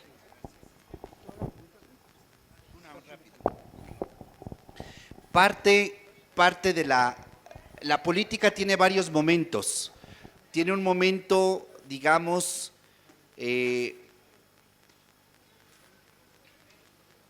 arquitectónico, y el consenso es el centro de ese momento arquitectónico de la política, es decir, llegar a acuerdos, sumar voluntades, construir consensos. Ese es el momento arquitectónico de la política. Pero también la política tiene un momento muy importante que es el momento crítico. Es cuando nosotros, ante un consenso ya hegemónico, un consenso que ya ha sumado muchas voluntades, afecta a determinadas personas y esas personas dicen no estoy de acuerdo con ese consenso. Entonces viene el momento de la crítica de ese consenso. Y entonces hay que incluir, hay que tomar la interpelación de ese sector, de ese grupo, de esa comunidad política otra, que la acción política afirmativa, el primer consenso, le perjudica, y abrir nuevamente y construir. Efectivamente, su momento positivo es la construcción de consensos, pero también los consensos pueden llegar a generar inevitablemente afectados, víctimas. La capacidad del político con visión de atender los reclamos de la comunidad tiene que estar siempre atento a escuchar las interpelaciones de la comunidad que le dice ahora queremos cambiar este consenso, este acuerdo, hay que llevarlo hacia otro nivel. El momento arquitectónico, crear acuerdos, crear consensos, pero también el momento negativo es fundamental en política. Es escuchar la interpelación del sector, del grupo, del movimiento que dice no estoy de acuerdo con ese primer acuerdo, consenso 1. Y ahí vamos avanzando en la política. El tema fundamental es que el político ético siempre tiene que tener la capacidad de escuchar a su mandante.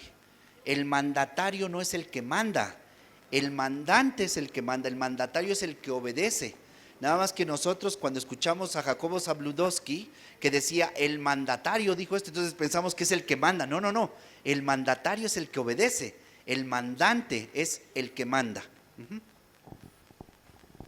Sí, en la siguiente pregunta, también les volvemos a recordar que ahí anda la compañera Yolanda con un botecito pidiendo cooperación voluntaria para seguir haciendo carteles de cada semana. Recuerden que nosotros no recibimos cooperación ni apoyo de ningún partido político ni ninguna institución que se le parezca, entonces de nadie recibimos apoyo, nada más que lo que se alcanza aquí a reunir, lo que ustedes participan. Gracias.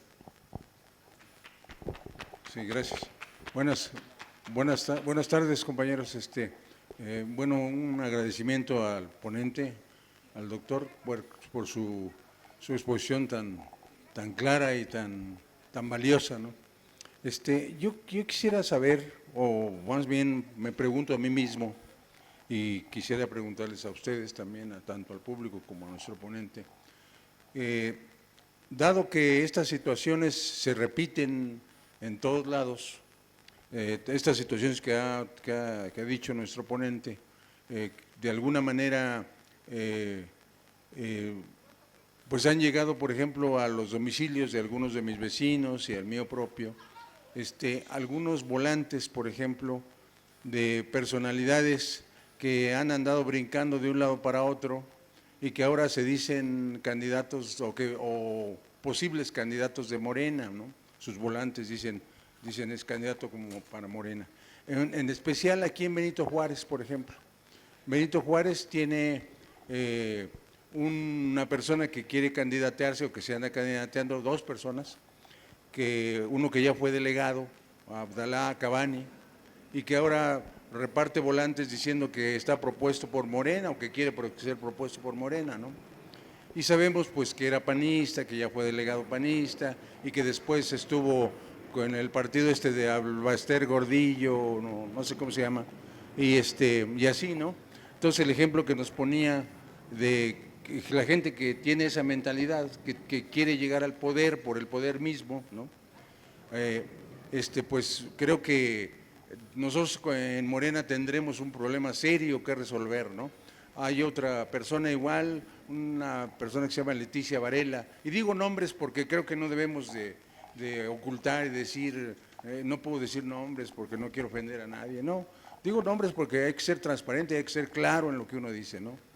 Entonces, Leticia Varela creo que se llama, y ella fue candidata también por la delegación en el PRD, y que pues igual desde mi punto de vista pues creo que tiene la misma percepción de llegar al poder a como de lugar, negociar, etcétera, muchas cosas de estas. ¿Qué podemos hacer nosotros, me pregunto yo y les pregunto a ustedes, como base ciudadana, como ciudadanos, como políticos ciudadanos, como decía nuestro ponente, para que estas cosas no lleguen a suceder dentro del partido con el que creemos que puede hacer una política más honesta, ¿no? Entonces, ¿qué podríamos hacer? Pues pueden hacer muchísimo. El asunto, en primer lugar, el tema de los principios del partido, del movimiento. O sea, yo creo, habíamos dicho, con la historia en Benjamin, acuérdense, podemos hacerle justicia al pasado. O sea, nadie tiene, no hay un determinismo histórico.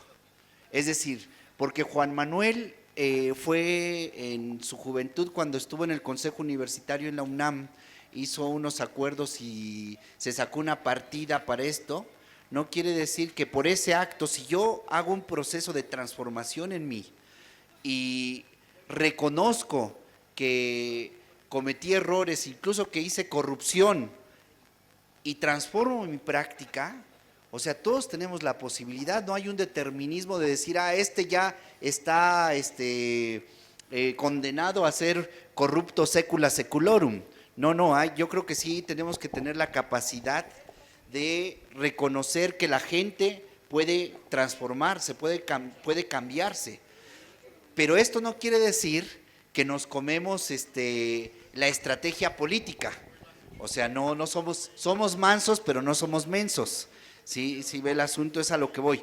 Pero si usted realmente se compromete, su acción, sus actitudes, su comportamiento, su manera de relacionarse en el ejercicio de la política, ya no es de un déspota, ya no es servirse de la comunidad política, sino ponerse al servicio de la comunidad política con la experiencia que tiene, con el conocimiento y el manejo que tiene de la administración pública. O sea, yo digo, se puede, pero no somos ingenuos. Entonces, ¿qué hay que hacer? Hay que crear mecanismos de control y de seguimiento. Yo se los dije hace rato. Cuando ustedes ven que Juan Manuel, muy servidor, bueno, lo hemos experimentado, hemos visto cómo incluso los más servidores que llegaron a ser diputados, ¡pum!, se transformaron. O sea, llegaron y probaron las delicias del ejercicio del poder despótico y dicen, pues ahora de aquí soy. No, el asunto es que transformemos la concepción de poder como servicio, no como dominación. Y hay que meterles el compromiso. O sea, a ver, usted quiere ser candidata, quiere ser candidato. Ante la comunidad política, ante la comunidad, ante la asamblea de vecinos, ¿cómo podemos crear un mecanismo para que certifiquemos que usted va a cumplir? ¿Cómo crea? Esa es la cuestión de la factibilidad del tercer principio. El primero es la vida, el segundo es el consenso y el tercero es la factibilidad. ¿Cómo creamos un mecanismo de seguimiento de que usted va a cumplir los principios del partido? Pero no solamente los principios del partido, sino los principios éticos. Es decir, que usted va a estar al servicio de la comunidad política y no se va a servir de la comunidad política. Tenemos que discutir con ellos y tenemos que llevarlos al terreno. Tenemos que llevarlos a nuestro terreno. ¿Cada cuándo usted nos va a informar a nosotros como asamblea de lo que se ha hecho y del manejo de los recursos de la comunidad? ¿Cada cuándo? Pero esto implica que nosotros estamos dando seguimiento, que nos incumbimos, que gobernamos con él, con ella. Ese es otro tema muy importante, porque es muy fácil delegar. Eso es facilísimo. O sea, usted hágase cargo. No, ¿cómo cogobernamos? Yo decía que si hay alguien que es corrupto, es no por generación espontánea, es que hay condiciones, hay estructuras. ¿Y quiénes forman parte de esas estructuras? Nosotros también. Si hay políticos corruptos es porque nosotros también hemos de alguna forma permitido, nos hemos hecho a un lado de la acción política. Es el momento de recuperar el movimiento político. Yo los felicitaba a ustedes por lo que han hecho y necesitamos preparar que los jóvenes también lo hagan. Tenemos que ver qué estrategias hacemos para que los niños, ya la ley de participación ciudadana nos lo permite. En las asambleas los niños tienen voz. ¿Cómo le hacemos para que los niños también participen? ¿Ven? Desde una perspectiva crítica, no desde una perspectiva funcional. Hay que llevarlos a nuestro terreno. A los políticos profesionales hay que traerlos a nuestro terreno, no que nos aíslen del terreno político. Yo veo por ahí el asunto. ¿Se pueden transformar las personas? Sí se pueden. Somos mansos, pero no mensos. Los principios sobre todo. Doctor, muchísimas gracias. Brillante exposición, gracias. Sin embargo, usted hizo mención, bueno, principio de cuentas, usted mencionaba que iba a comentar algo respecto a los Tlamatinime. Primer asunto. Esa es la primera pregunta. ¿Qué nos dice respecto a nuestros sabios? Segundo punto. Dentro de la deformación colonial que se nos implementó, se nos habla del Tlatoani como un emperador, y entonces, ¿qué papel juega nuestro verdadero Tlatoani y nuestro cacique dentro de una estructura social? Gracias, doctor. Bueno, esto ya me da pie para venir a hablar con ustedes la próxima vez y hablar sobre pensamiento filosófico nahua. No mencioné mucho, pero allí tenemos, bueno, sí, en la cuestión de la decolonialidad, yo les decía que necesitamos tomar otras tradiciones, no solamente el europeo, hay que retomar lo europeo. Dije, no estoy en contra de lo europeo, eso, ojo, de lo eurocéntrico sí, pero en la otra tradición tenemos que retomar nuestra propia tradición indígena. Acuérdense que Tlatoani viene del verbo tlatoa. Tlatoa en náhuatl quiere decir palabra, hablar, es el verbo hablar.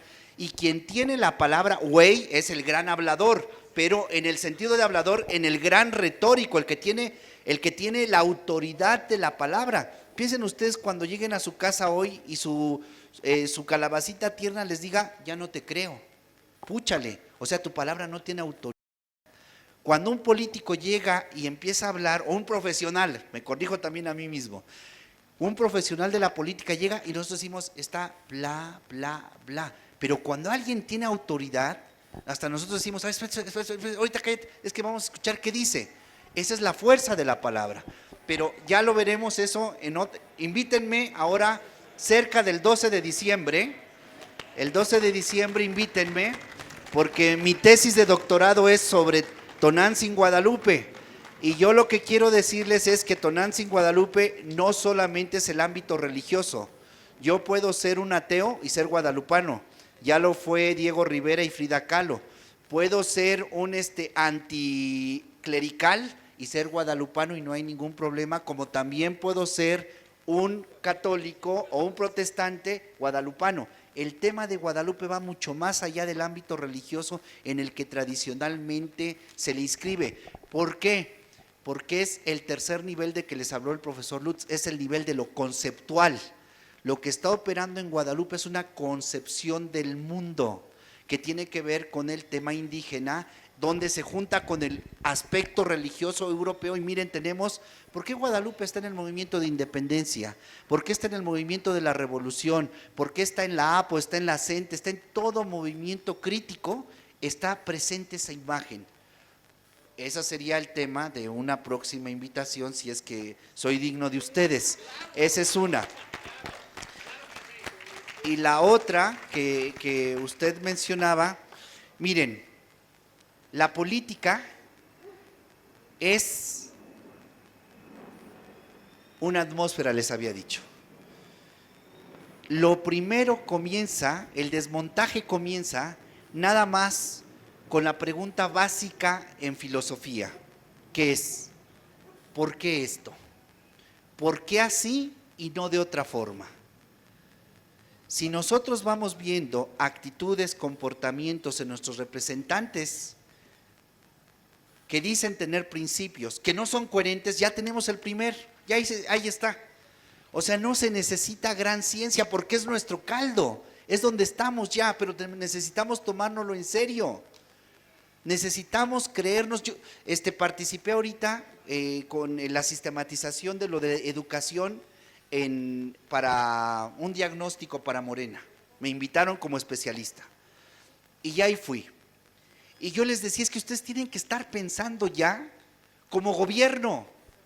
O sea, ustedes no tienen que, a ver cuándo llegamos, a ver cómo lo hacemos. No, compañeros, no es que otro mundo es posible, eso es manipulación ideológica. No es que otro mundo posible va a llegar, no, ya está aquí y ahora.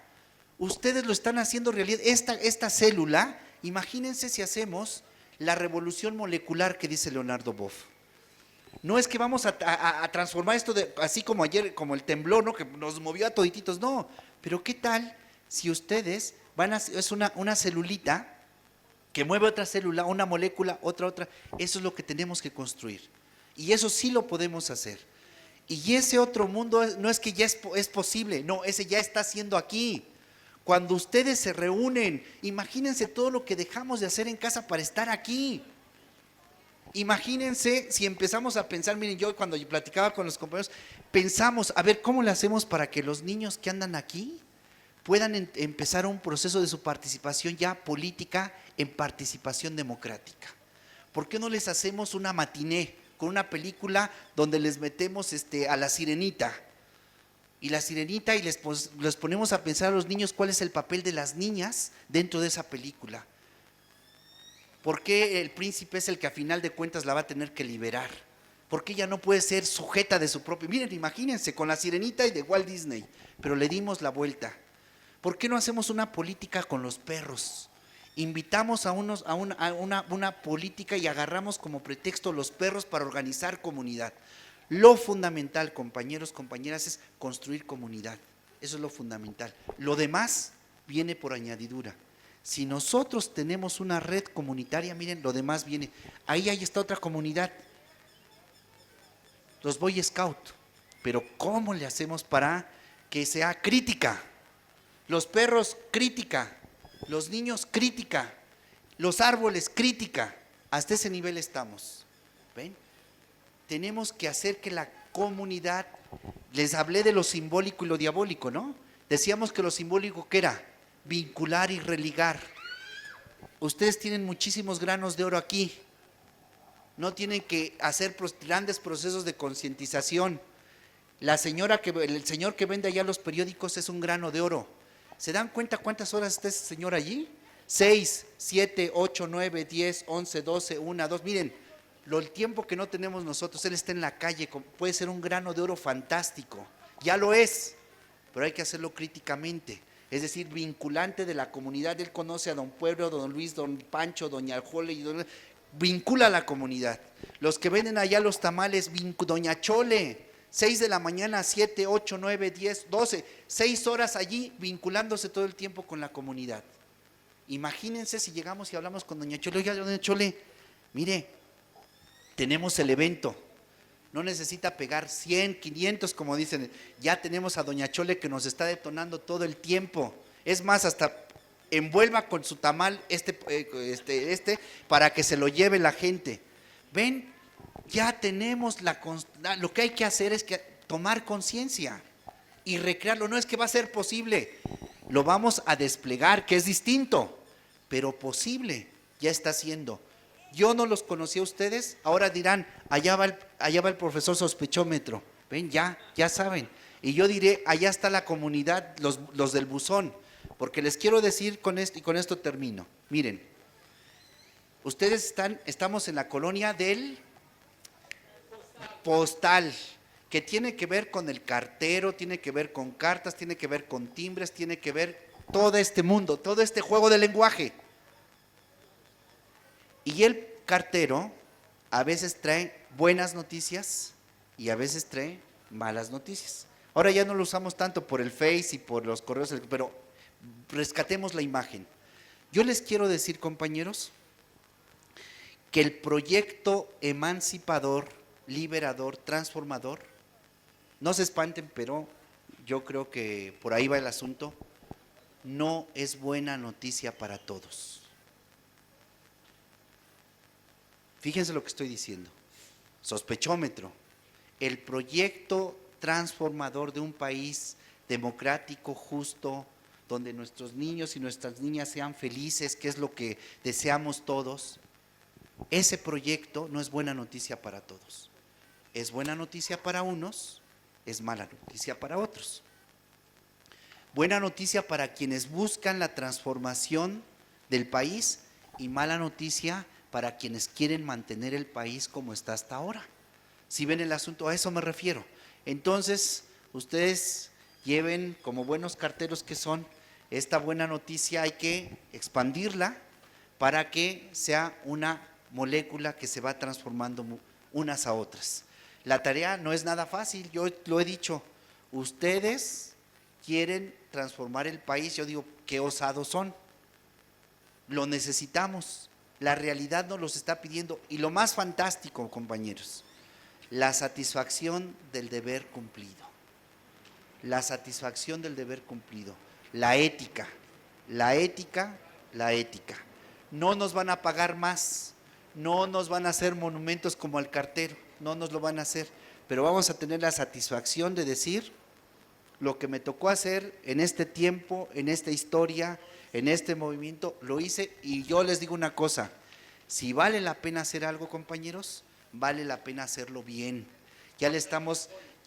Y hoy, desde hoy, ya le estamos dedicando tiempo, dinero, vida. Bueno, no tenemos que cooperar para sacar el carteloncito, no tenemos para la manta. O sea, este movimiento ya empezó y ojalá nadie nos lo pare.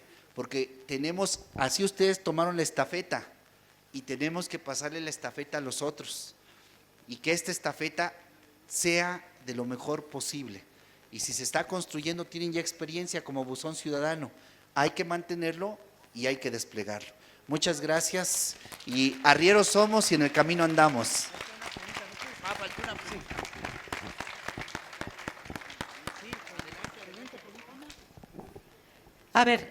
A ver si hay tiempo, doctor, para 2 preguntitas, pero primero que nada, yo desde el fondo de mi alma le doy las gracias por haber dejado sus ocupaciones y su familia y venir aquí a este círculo a nuestro círculo de reflexión, al Buzón Ciudadano. Bueno, yo hasta estos últimos tiempos escucho la palabra eurocentrismo.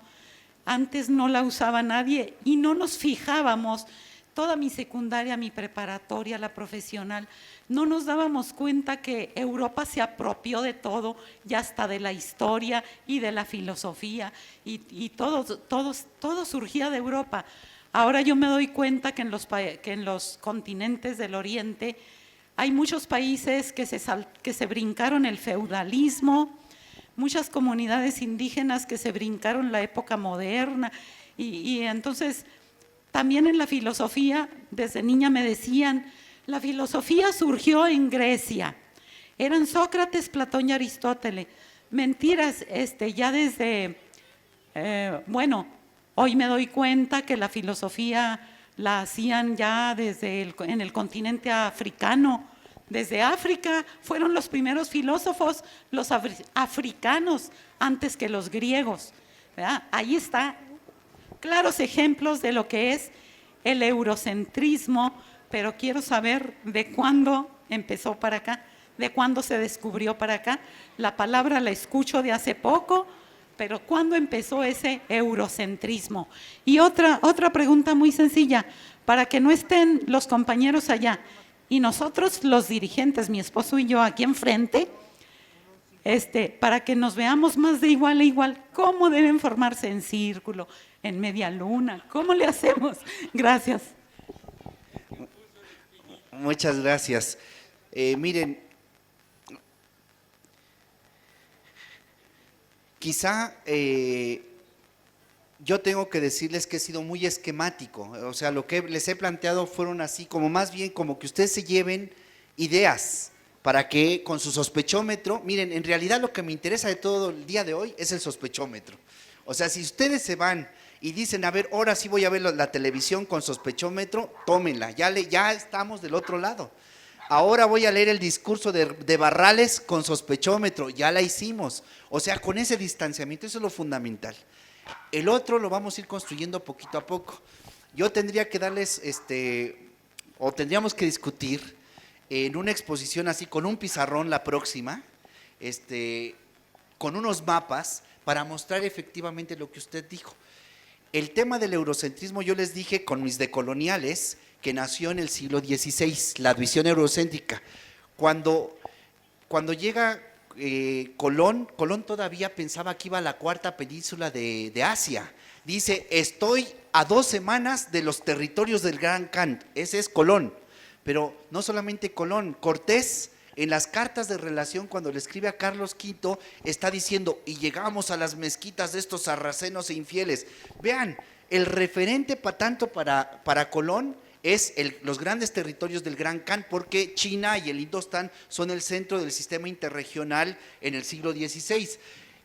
Cortés está pensando, sus referentes son los musulmanes, piensa que estos medios encuerados, raros, extraños, su referente de los templos indígenas son las mezquitas musulmanas que permanecieron 7 siglos en la península ibérica. Imagínense lo que significa eso. Los españoles son más musulmanes que mandados a hacer, aunque lo nieguen, pero bueno, esa es otra discusión. A lo que voy es efectivamente, eso es, ahora en perspectiva podemos ver. Pero el discurso, la sistematización del discurso eurocéntrico es en el siglo XVIII con los románticos alemanes, que eso también, bueno, podemos discutirlo en otra ocasión.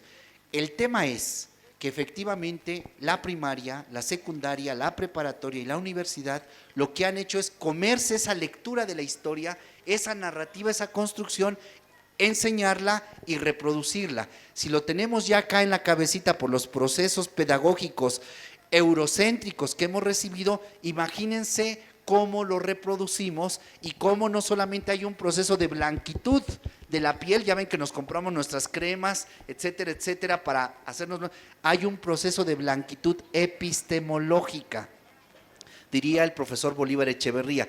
Hoy, con el sospechómetro ya aprendido, vamos por lo menos a ponerle una sospecha a nuestra cabecita cuando es eurocéntrica y cómo la televisión reproduce absolutamente toda esa ideología, que si no le aplicamos sospechómetro, ¿qué hacemos? No la comemos, la reproducimos en actitudes, comportamientos, maneras de ser y de organizarnos personalmente, intersubjetivamente y obviamente políticamente también, ¿no? Vean la diferencia entre un mandatario mexicano y un Evo Morales, por ejemplo. Nada más para que, aplicándole sospechómetro, dice uno, ah, caray, horizontes de comprensión distintos. Bien, por ahí iría. La próxima que me inviten para hablar de Tonantzin, meteré necesariamente el tema del proceso de blanquitud, por lo tanto el eurocentrismo entrará allí epistemológico. Pero también, ojo, no todo lo europeo está mal. No todo, también en Europa hay procesos crítico-emancipadores que hay que retomar y hay que valorar. Todas las culturas tienen esos dos elementos, que el hegemónico sea el dominador, el vertical, el despotés, es parte de la perspectiva crítica y de la formación política crítica que tenemos que pasarle el cepillo a contrapelo para no comérnoslo y lograr una sociedad más justa, más libre, más democrática, que no necesariamente es el paradigma eurocéntrico. La democracia indígena, por ejemplo, nos da unos aportes fundamentales que los teóricos europeos críticos están retomando y que nosotros aquí por nuestro eurocentrismo ni siquiera tomamos en cuenta, ¿no? Bien, pues muchas gracias, bonito fin de semana y gracias por la invitación.